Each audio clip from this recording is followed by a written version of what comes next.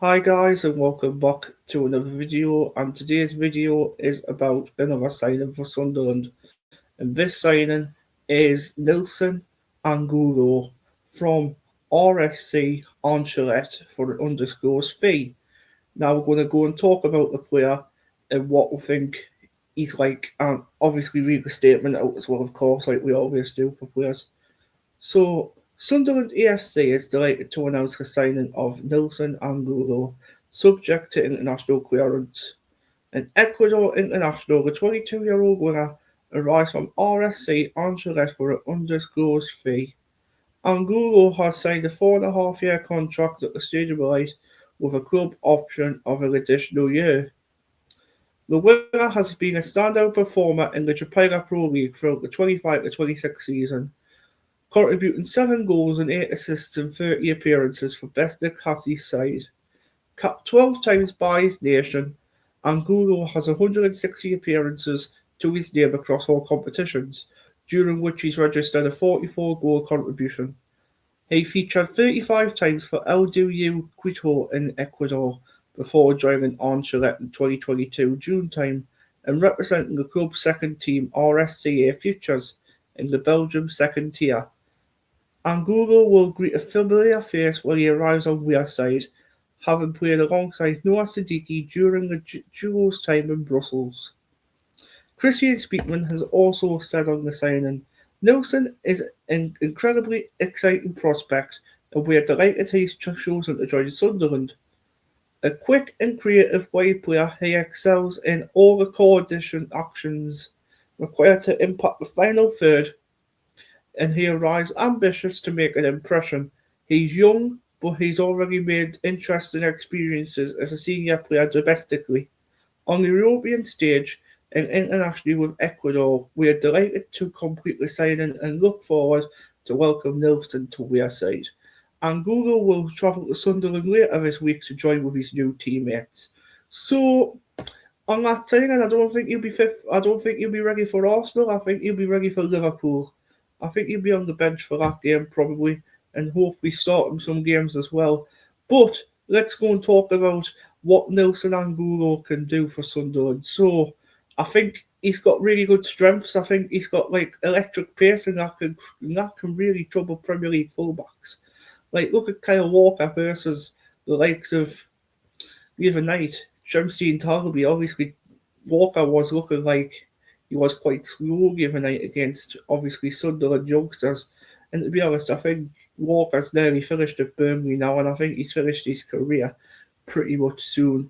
I think next few years, I think he'll be finished if he goes to a different club like I don't know, Al Nassr or somewhere like over in the Saudi Arabian leagues.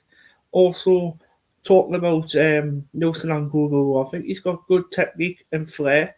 So obviously that's typical of South American wingers as well. Obviously, increasing goal involvement in Belgium, I think that's quite good as well for him. That's his good strengths and his work rate and his defensive effort. And I think something managers value highly in the APL as well, like English Premier League. Um, I think obviously the overall take for Sunderland supporters, Nilson Angulo is obviously a young, exciting winger with a big attacking potential. I think he's a player who can thrive in one-on-one situations and can stretch the defence.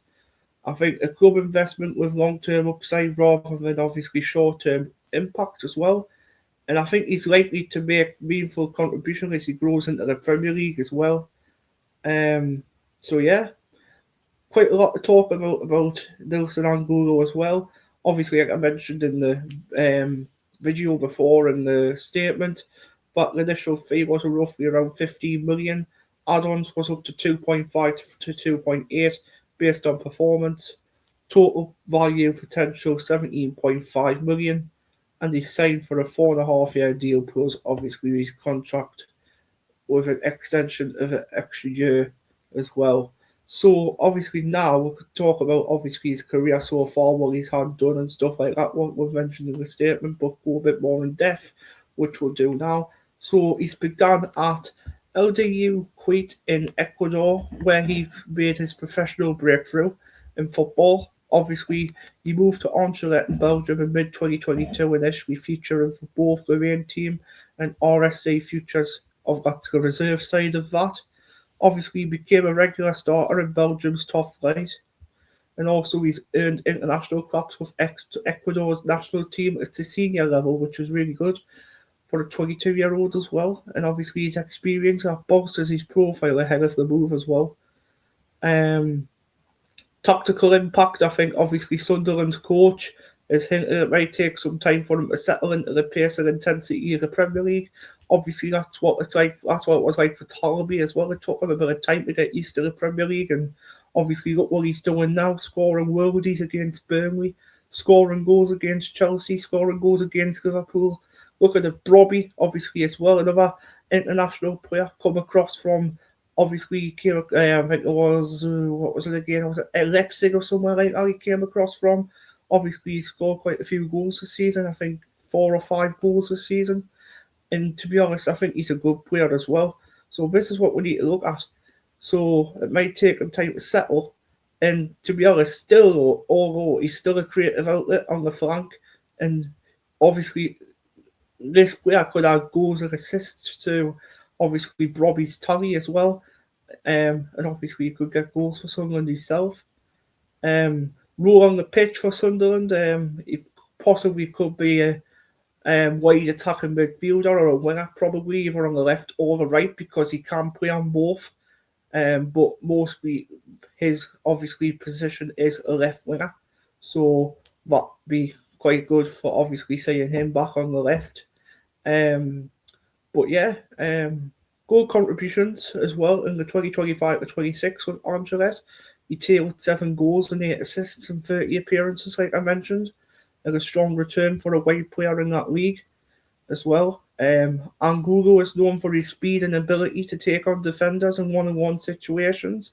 A key trait for wide attackers. Obviously, he's effective at beating his marker, and obviously his creative chances are evidenced by his dribbles and chances creation numbers last season in Belgium. Obviously, holding the ball up, he's quite weak on that, but the rest of the things what he can do, it's like passing. His passing is really good. His passing ability, his shooting ability is quite good. So that's what we need. We need players like that as well. Obviously replacing Simon Adringa as well, who obviously went on loan to AS Monaco. Obviously leaving a vacancy, obviously for him to fill as well. Obviously to expect to fill. So yeah, but I think the challenges as well. But obviously, like I said before, the step up from Belgium League to Premier League is significant. Obviously, learning to time runs, obviously adapt to physical defenders, the likes of, I don't know, Canate, Virgil van Dijk, the likes of Ben White, the likes of Timber, like them. Obviously, Arsenal defenders as well, Chelsea defenders, the likes of City, all them. And obviously, some fans and observers point out Valley's output can be inconsistent at times, so we need to be watching out for that, which could be a bad thing. Which stretches, obviously less involvement. Obviously, this is common in obviously young attackers, and obviously often improves with experience. And I think you'll need to prove yourself and product under tougher defensive pressure. And obviously, goals and assists might dip before rising as confidence grows as well for him. So, yeah, quite a lot on Nilson Angulo. If you want to go on Transfer Market and have a look at that one as well, you can have a look on there. Quite a few things what could come up for Nilson Angulo. Wikipedia, another site could be quite good to look at.